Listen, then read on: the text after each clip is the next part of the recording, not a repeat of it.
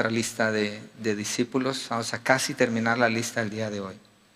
Verso 1 dice: entonces, llamando a sus 12 discípulos, les dio autoridad sobre los espíritus inmundos para que los echasen fuera y para sanar toda enfermedad y toda dolencia.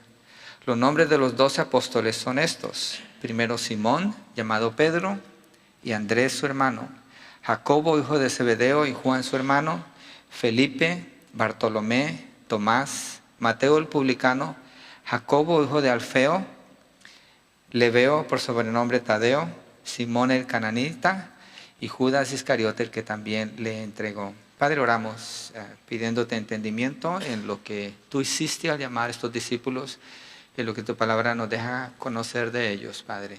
En el nombre de Jesucristo. Amén y amén. Hemos visto ya 7 de los apóstoles. Y hasta ahora en el estudio de los apóstoles, o de los, en este caso, discípulos, todavía no son llamados apóstoles. Ninguno de los 7, cuando estudiamos la vida de cada uno de ellos, ninguno de los 7 califica para que sean apartados, para formar el equipo de hombres que estaría a cargo de transformar a toda la humanidad a través del mensaje del reino. Ninguno califica. Pero de acuerdo al propósito de Dios, ellos eran la materia prima. ¿Sabe? La materia prima es como cuando usted toma un árbol, lo corta, esa es materia prima, y después lo transforma en un mueble, ya salió lo que era. Entonces estos hombres eran la materia prima con la que Dios quería trabajar para hacer una obra monumental, para transformar la historia de la humanidad. Ellos son verdaderos héroes, no solamente porque fueron valientes, pero porque cumplieron con su cometido. Ellos tuvieron éxito en lo que el Señor les encomendó que hicieran. Sabemos de héroes, como mencioné la vez pasada, que mueren en la guerra, grupos pequeños de hombres que van contra un ejército grande y son tenidos como héroes porque dan su vida, están comprometidos hasta la muerte y mueren valientemente en la batalla, pero no logran su propósito, porque el otro ejército es mayor, pero aún así se les da condecoraciones póstumas y todo eso. Pero los discípulos, ellos cumplieron su propósito. Y quiero que repasemos, porque hemos tenido unas semanas que no hemos visto el tema, a cada uno de ellos. Y de ahí entramos en los últimos discípulos y vamos a detenernos antes de entrar a Judas. Quiero la semana entrante cubrir Judas porque es un personaje especial, completamente diferente a los demás discípulos. Pedro, y esto nos deja ver qué clase de personas puede usar Dios, ¿sí? Pedro, líder fuerte, decidido, un hombre que tomaba cargo, tenía mucha iniciativa, un hombre que sabía planear bien, con buenas estrategias, un hombre que sabía confrontar, dirigir a personas a Cristo en grandes cantidades, pero también un hombre que cometía muy grandes errores. Yo a veces me identifico con él y después de hablar digo, ups, metí mi zapato en la boca, mejor me hubiera quedado callado. Andrés, humilde, amable, no se nota, no busca prominencia, pero calladamente trae personas a Cristo. Jacobo, y voy a llamar a este Jacobo número 1 o Jacobo el mayor, porque hoy vamos a estudiar a otro Jacobo. Apasionado, de compromiso sólido, movido a cumplir con su parte, insensible y ambicioso. Juan, sensible, suave, no siempre, porque hubo una oportunidad donde dijo, ¿quieres que pidamos que caiga fuego para que mate a estos samaritanos? Juan y su hermano Jacobo dijeron eso. Pero vino a ser un hombre sensible, suave, amoroso, amable, fiel, cercano y deseoso de conocer la verdad. Felipe, escéptico, analítico, mecánico, lento para tomar decisiones, de una fe débil, sin visión, pesimista, inseguro, pero estaba listo para seguir al Señor. Natanael o Natanael Bartolomé, estudioso, honesto, abierto, de mente clara, meditador en la verdad, de pensamiento profundo, lleno de fe y entendimiento, pero con una falta tan grande como el prejuicio, como cuando vimos de dónde era el Señor Jesucristo, y de ahí puede salir algo bueno. Tomás, y el título cuando estudiamos Tomás, fue Tomás un hombre de fe, porque encontramos que no es como Popularmente se le llama Tomás el incrédulo, pero él era pesimista, era valiente y se requiere más valentía en un pesimista que en un optimista. Acuérdese, un optimista dice, oh, todo va a estar bien y vamos, no está temiendo nada. Pero el pesimista dice, nos van a matar, pero aún así va, ese necesita más fe. Ese era Tomás, valiente, hombre de fe, intenso en su amor por el Señor Jesús y dispuesto a morir con Él. No estaba dispuesto a vivir sin Jesús, quería morir con Él. Claro, sabemos que cuando el Señor lo arrestaron, todos huyeron, pero mientras caminaron con el Señor, ellos así fueron.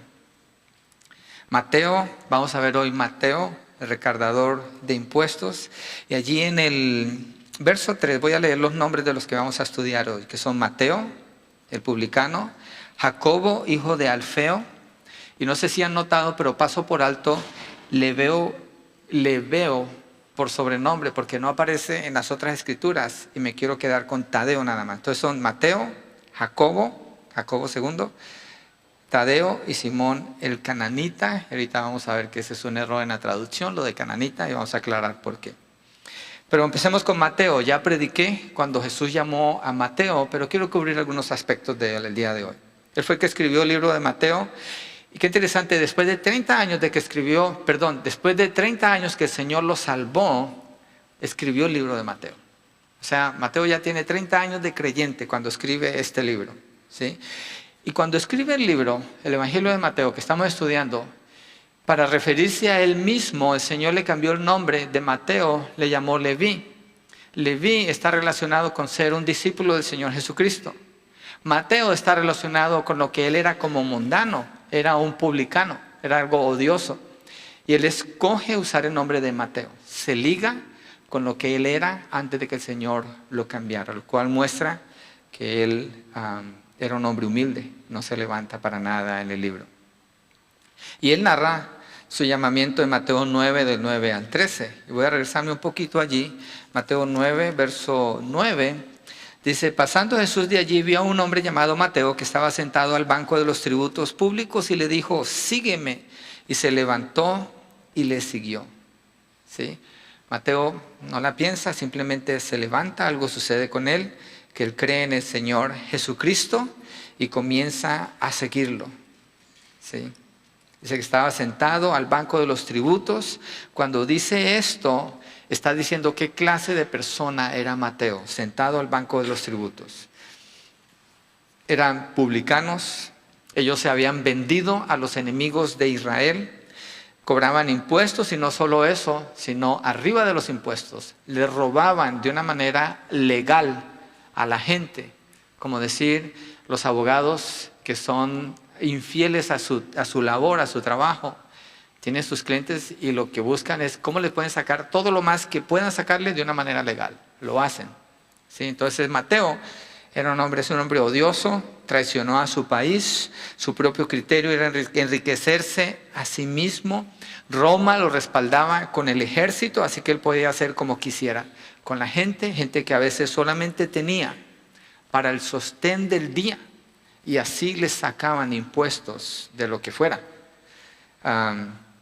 Ellos cobraban impuestos sobre todo lo que importaban, exportaban, cartas las abrían para ver si había un negocio escrito allí, les cobraban por eso, para usar los caminos de Roma, por cruzar puentes, por ir al mercado del pueblo, por usar puertos marítimos, por llevar animales de carga, les cobraban, los carruajes les contaban las ruedas, cuántas ruedas, según el número de ruedas, pagaban, por todo cobraban impuestos.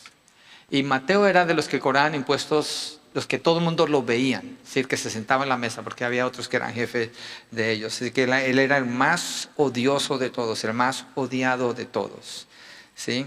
Entre todos los judíos. Eran más odiados por los judíos que los romanos, considerados como traidores, extorsionistas, ladrones. Así que la única gente con la que ellos se asociaban eran con gente así como su propia calaña, ladrones, prostitutas, gente de la vida baja. Y ese círculo, con ese se asociaba porque era traidor, nadie más se quería asociar con ellos. No tenían ningún tipo de participación política, él no podía votar, él no podía, bueno, no votaban, pero no participaba públicamente. Eran excluidos de las sinagogas, No podían participar en ningún ritual religioso de Israel. Estaban sacados completamente.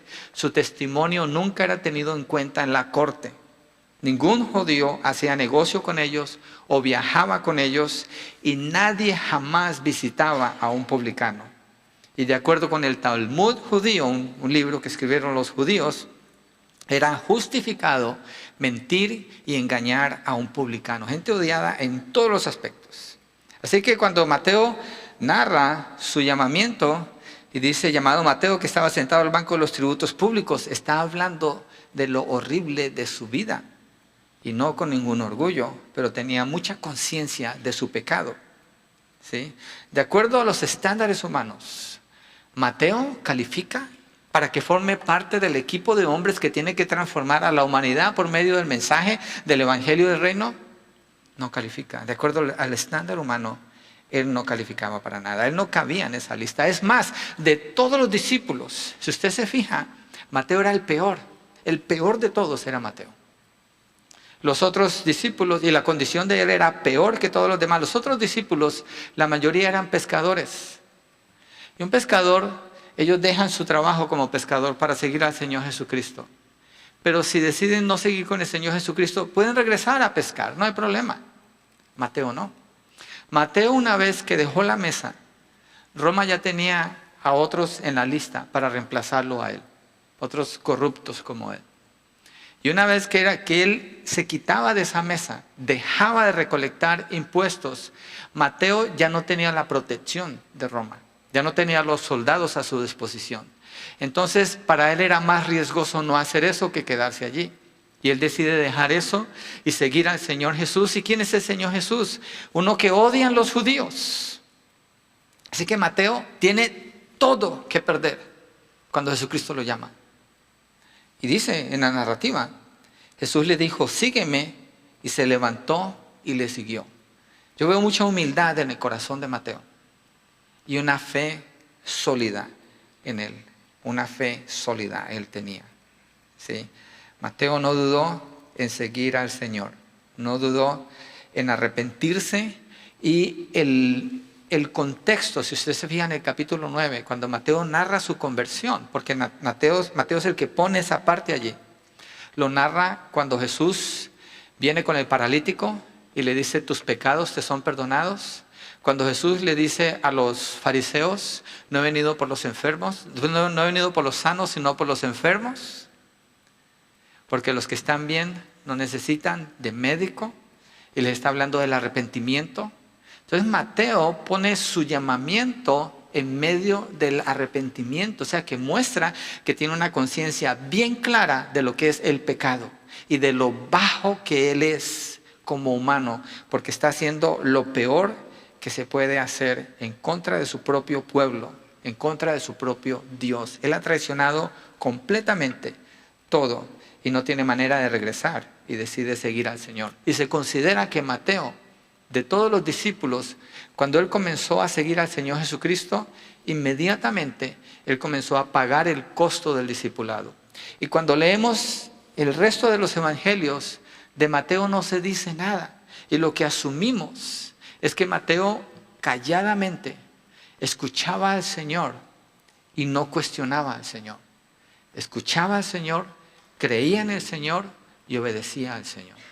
Eso es lo que podemos deducir cuando la palabra no nos dice tanto, pero podemos mirar eso. Los líderes religiosos, cuando está sucediendo toda esta narrativa en el capítulo 9, están preocupados con Jesús porque él pone en peligro su posición como líderes religiosos y quieren matar a Jesús. ¡Qué contraste tan marcado! Mateo, un hombre que no vale nada, es de lo peor, una escoria. Ve al Señor Jesús, escucha su llamado y deja su posición. Deja todo lo que tiene. ¿Qué diferencia tan marcada? De alguien que puede proclamar saber mucho de Dios, pero no suelta su posición porque le importa más que seguir a Jesús, y alguien que no proclama nada, que no tiene nada, que sabe que no es nada, y deja todo para seguir al Señor Jesucristo. Ese es Mateo. Ese es Mateo. y lo genuino del amor de Mateo lo vemos allí en el capítulo 9, cuando dice en el verso 10, aconteció que estando él sentado a la mesa en la casa, está hablando de Mateo, he aquí, pero mire qué interesante el verso 10, las palabras que Mateo usa y cómo él escribe esto. Aconteció que estando él sentado a la mesa en la casa, ni siquiera usa su nombre a partir de allí. Nomás dice, estando él sentado a la mesa. Esto es la tercera persona. He aquí que muchos publicanos y pecadores que habían venido y se sentaron juntamente a la mesa con Jesús y sus discípulos. Lo que sucedió en el corazón de Mateo se nota en las acciones que él comenzó a tomar.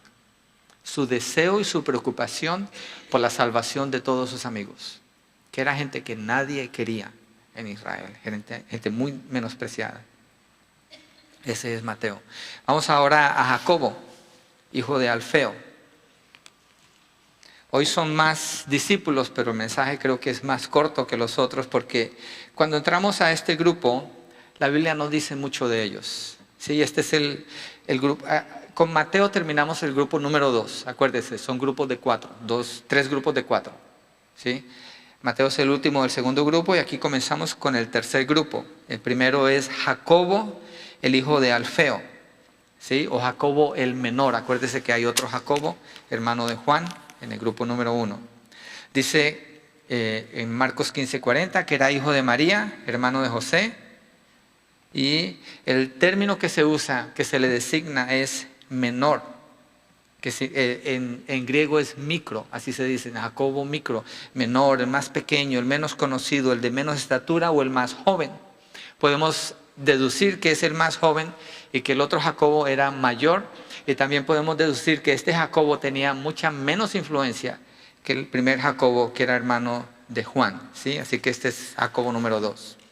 Tenemos solamente el nombre de él y solo hay otra escritura donde se menciona a él, pero podemos asumir que era un hombre humilde porque no aparece como alguien que tiene la intención de cambiar su posición o de ganar alguna ventaja. No aparece ninguna narración en ese sentido acerca de, no era alguien que quería sobresalir, ¿sí? Pero algo que sí podemos estar seguros de Jacobo y de todos estos que la Biblia no dice mucho, es que un día él y los otros discípulos del Señor Jesucristo. Vamos a Mateo 19:28 para mirar lo que quiero decir. Mateo 19:28, ¿qué es lo que va a pasar con ellos? El Señor les promete algo. 19:28. Y Jesús les dijo, de cierto os digo que en la regeneración, cuando el Hijo del Hombre se siente en el trono de su gloria, vosotros que me habéis seguido, también os sentaréis sobre 12 tronos para juzgar a las 12 tribus de Israel. Tiene la promesa de sentarse junto con los otros discípulos a juzgar a las tribus de Israel. Y sabemos que Jacobo 2 cumplió su llamado. Los padres de la iglesia, me refiero a los primeros pastores de la iglesia en el siglo I, siglo II, ellos escribieron que Jacobo número 2 predicó en Persia. En ese entonces, Persia es Irán el día de hoy. Él estuvo predicando allí y mientras que estaba predicando allí, dice la historia que lo crucificaron como mártir por estar predicando el Evangelio de Jesucristo. Interesante, ¿qué hubiera pasado con Irán si hubieran escuchado el mensaje del Evangelio? Hoy en día Irán es un peligro para todo el mundo. Yo creo que son instrumentos de Dios en ese sentido, pero es un lugar muy necesitado del Evangelio y Jacobo II estuvo predicando allí. Entonces, mire, Pedro, conocidísimo, el líder de todos los apóstoles. Juan escribió 4 libros en el Nuevo Testamento. Jacobo número 1, no era tan conocido, pero era un hombre fuerte también, demandante, decidido. Nombres conocidos que vamos viendo allí. Mateo nos deja saber, escribió el libro de Mateo. Pero cuando llegamos a Jacobo 2, a Tadeo y a estos, no nos dice sino el nombre nada más.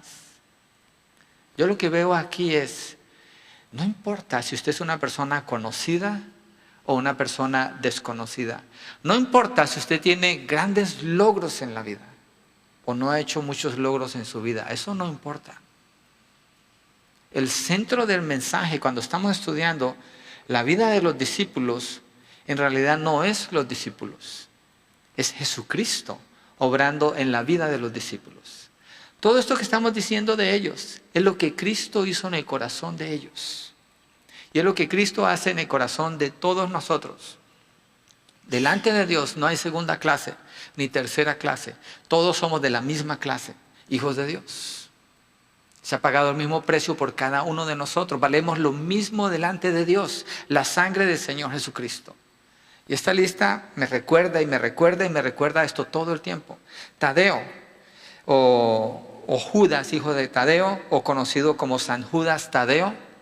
Si usted busca en la internet imágenes que hay de él, obviamente rechazamos las imágenes si son para adorar, pero no puede mirar las imágenes y ver algo de historia en ellos. Él tiene un bordón en su mano en las imágenes que se pone. Ahorita vamos a ver por qué. En Lucas 6:16 y en Hechos 1:13 es llamado Judas. Entonces este Judas no es Iscariote, ¿ok? Este es Judas Tadeo, es otro Judas. El nombre Tadeo viene de la palabra hebrea que hace referencia al hijo menor. O nosotros usaríamos el término el chiquiado de la familia. Ese es Tadeo, el consentido. Pero parece que era un hombre valiente, por lo que narra la historia. Entonces, no sé si han visto cuando las mamás... Yo, Verónica, cuando Samuel está jugando, Samuel está más alto que yo. Y está jugando y dice, that's my baby. Le digo yo, no es un baby, ya es un hombre. Pero la mamá siempre ve a su chiquillo como un baby. Y resulta que en el caso de Tadeo, yo me imagino a la mamá de Tadeo. That's my baby, ese es mi baby, caminando con el Señor Jesucristo. Pero era un hombre valiente. Era un hombre firme. Era un hombre que murió predicando el Evangelio. Un hombre que creyó en el Señor. Su única declaración aparece en Juan 14, versos 21 y 22. Juan 14, versos 21 y 22. Cuando Jesucristo habla de su manifestación, le está hablando del futuro, le está hablando de una manera exclusiva a ellos. Juan 14, 21 al 22 dice, el que tiene mis mandamientos y los guarda, este es el que me ama, y el que me ama será amado por mi Padre, y yo le amaré y me manifestaré a él. Y le dijo Judas, no el Iscariote, Señor, ¿cómo es que te manifestarás a nosotros y no al mundo? Parece que Judas Tadeo tiene en su mente la manifestación del reinado terrenal del Señor Jesucristo solamente. No está pensando en lo espiritual.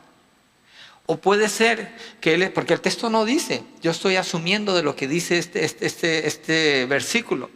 Puede ser que Judas Tadeo lo que está pensando en su corazón, ¿cómo te vas a manifestar a nosotros, un grupo tan pequeño y tan insignificante, cuando te puedes manifestar a todo el mundo? Judas no entiende lo que Jesucristo está hablando. Lo que el Señor Jesucristo está hablando en este texto, Él está diciendo, el que me ama, obedece mis mandamientos, el que obedece mis mandamientos me conoce y yo me manifiesto en Él. Eso es lo que Jesús está tratando de enseñarles allí. Que no hay manera de conocer al Señor Jesús. No hay manera de conocer su manifestación a menos que la persona le obedezca. Y esa es una obra que Dios hace en el corazón. Pero Tadeo está preocupado por otras cosas. ¿Sí? Una perspectiva terrenal, aunque tiene una intención genuina con su pregunta. La tradición afirma, no puedo hablar mucho de Tadeo porque la Biblia no nos deja ver mucho, puedo asumir algunas cosas. La tradición afirma que Tadeo tenía el don de sanidad, eso es lo que dice la historia, los padres de la iglesia. Tenía el don de sanidad y que el Señor sanó a muchas personas en Siria. ¿Ha escuchado el nombre Siria últimamente? En Siria Dios sanó a muchísimas personas, cientos de personas. Y dice la historia que Tadeo sanó al rey de Siria en el siglo I. Y lo ganó para Cristo. Ese hombre vino a ser un creyente. Y cuando él vino a ser un creyente, se hizo un caos en la gente que estaba alrededor porque rechazaban el mensaje. Y un sobrino del rey se encargó de que apresaran a Judas Tadeo y lo mataran a golpes con un bordón. Cuando usted ve la imagen que hacen de Judas Tadeo, él tiene un bordón en su mano. De ahí viene la tradición de por qué él tiene ese bordón. Así murió él. Un hombre que murió siendo fiel, un hombre que murió predicando el Evangelio, un hombre que usó fielmente el don que Dios le había dado, el don de sanidad y el don de anunciar la palabra del Señor. Así que Usted mire si se identifica con él en alguna parte. Yo le puedo usar Simón el celote. Simón, primero tengo que aclarar esto por la audiencia que está frente a mí. Simón no era un chilango, ¿ok? No era chilango. Es Simón el celote, ¿sí? Porque en Ciudad de México, ¿dónde está Miguel? Simón, él no era de allá. Simón el cananita o el cananista, dice el texto. Mire, regresemos allá a Mateo 10 para mirar el porqué de esta palabra aquí. Estamos en el verso 4. Simón el cananista, dice en Reina Valera. Simón el cananita, dice en la Biblia de las Américas. Pero resulta que esa palabra cananita o cananista viene de cananaios, ¿sí? Cananaios es una palabra en hebreo que significa fanático. Eso es lo que significa. Entonces lo que hicieron con cananaios es transliteraron esa palabra. La hicieron sonar parecido, pero en español o en inglés. Entonces dicen Simón el cananista, pero no tiene sentido llamarlo así. En realidad el nombre que le queda a él es Simón el celote. Celote es la palabra en griego que significa un hombre fanático, uno que está de lleno en lo que hace, un hombre entregado completamente, pero de una manera fanática, era un fanático. Entonces Simón el celote es Simón el fanático, ¿sí? Lucas 6:15, mire, Lucas sí le da ese nombre a él. Lucas 6:15. O más bien de la traducción sí es correcta. Mateo, Tomás, Jacobo, hijo de Alfeo, Simón llamado celote. Ahora, lo que nos deja saber el texto es el nombre y su procedencia, celote. O donde está, se me fue la palabra. Aquí ni de allá uno con inglés y español, pero donde está ligado, con lo que está asociado él, el celote, ¿sí? Los celotes son una secta en Israel. Estaban los fariseos, los saduceos, los escribas, los celotes. Los celotes eran una de las 4 sectas más predominantes en Israel. Y ellos se oponían obviamente a los romanos. Pero su manera de actuar era a tipo guerrilla. Ellos peleaban contra Roma como tipo guerrilla. Y atacaban, se escondían, mataban soldados o mataban romanos y se escondían y huían otra vez. El historiador,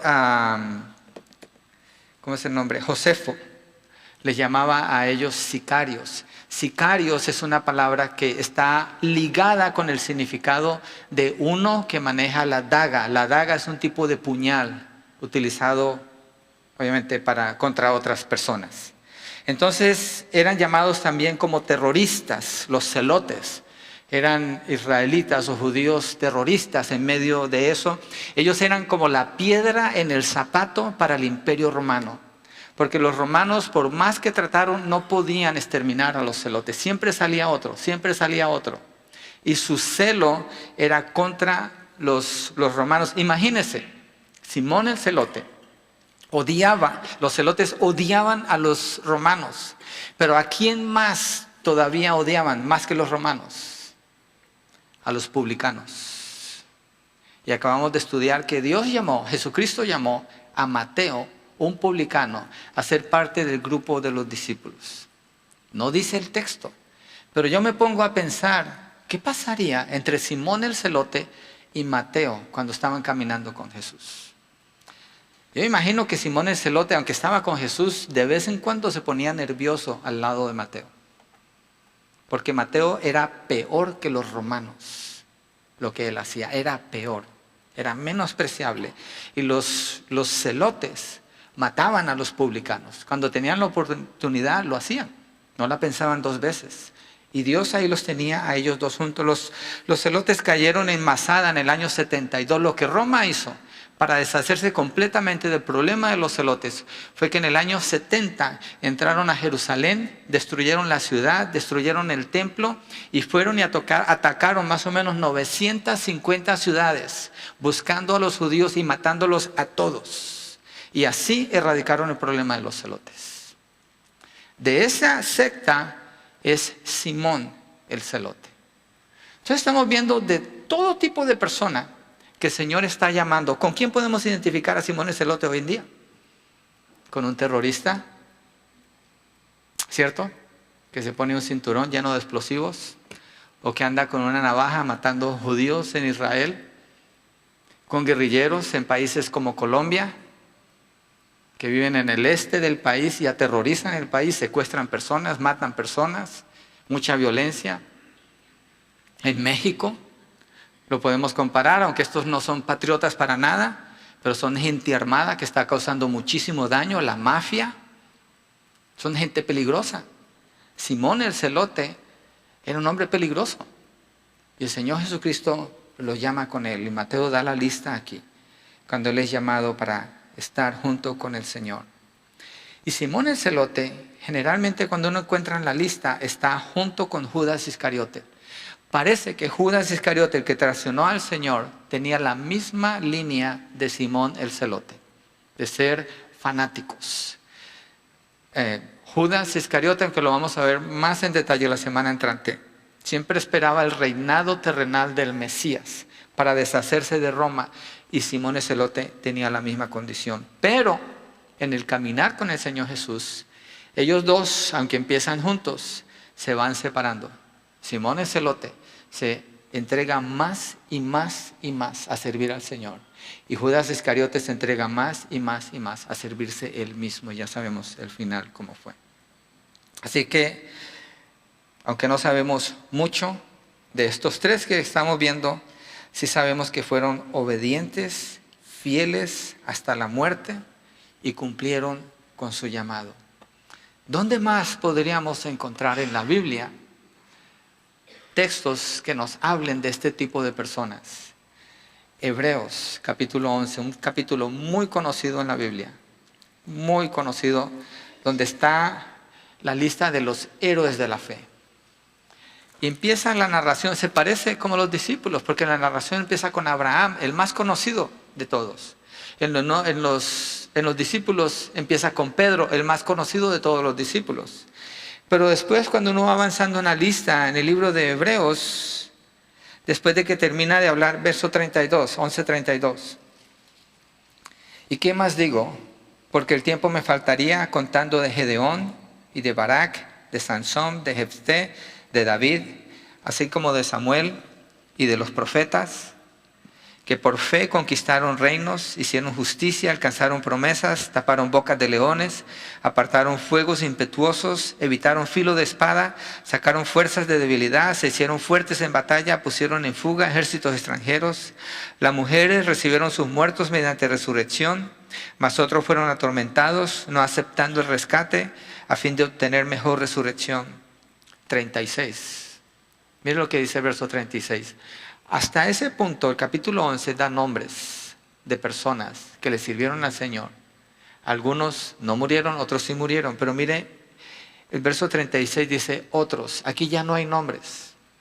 Aquí ya no hay nombres. Aquí ya no hay un renombre de parte de nadie. Otros experimentaron vituperios y azotes, y además de esto, prisiones y cárceles. Fueron apedreados, aserrados, puestos a prueba, muertos a filo de espada.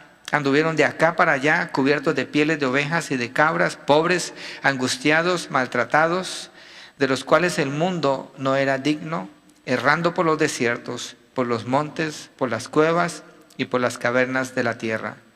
Y todos estos, aunque alcanzaron buen testimonio mediante la fe, no recibieron lo prometido, proveyendo Dios alguna cosa mejor para nosotros, para que no fuesen ellos perfeccionados aparte de nosotros. Hay una parte de la lista de los héroes de la fe donde no hay nombres. Cuando uno lee la historia de Pedro, Pedro no trabajó solo. Pedro tenía gente a su lado que él discipuló.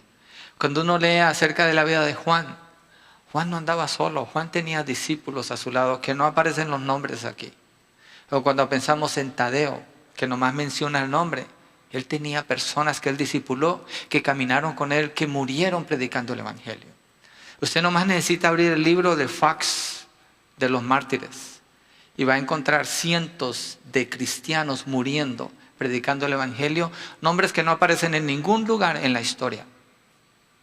O hay libros más nuevos donde usted lee de 1900 para acá, que han muerto más cristianos que en 1000 años de historia, más de 2000 años de historia.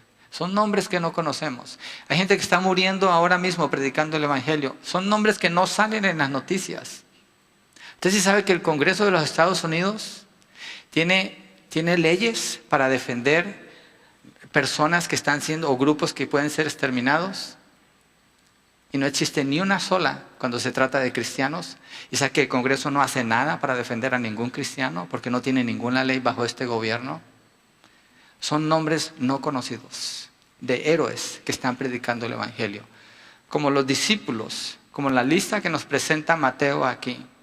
Dios los usa a todos hasta el final. Y de nuevo, el llamado del Señor, y lo miramos en la vida de cada uno de ellos. Para un discípulo no es para servir por una temporada. No es para servir en la iglesia que le gusta estar. Es para servir al Señor, no importa dónde esté, hasta la muerte. Fielmente. Y el Señor es fiel estando con ellos hasta el final. Vamos a dejar hasta allí. Quería terminar con esta lista para apartar y separar lo que vamos a ver la semana entrante de Judas Iscariote, que es el que más información nos da la Biblia. Vamos a levantarnos para orar y cerramos aquí.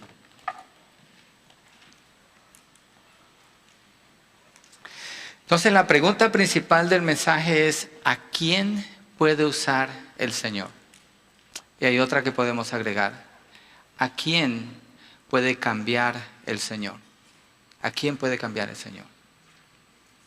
Dios puede cambiar a cualquier persona.